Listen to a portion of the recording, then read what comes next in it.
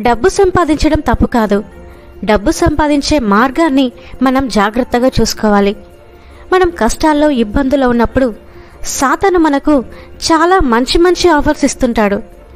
ఎలాంటివంటే అన్నీ చెడ్డదారిలోకి, నాశన కూపంలోకి తీసుకెళ్లే ఆఫర్స్. కాబట్టి ఏది మంచి ఏది చెడు అని మనం తెలుసుకోవాలి. మనం ఇబ్బందుల్లో ఉన్నాం కాబట్టి దేవుడే నాకు ఈ దారిని చూపించాడేమో అని అస్సలు అనుకోవద్దు. దేవుడెప్పుడు తన పిల్లలకు మంచిని మాత్రమే ఇవ్వాలి అని అనుకుంటాడు. పరిస్థితులు ఎలా ఉన్నా దేవుని మీద ఆధారపడదాం. మన రక్షకుడు ఆయనే, మన పోషకుడు ఆయనే, మనకు ఆధారము ఆయనే.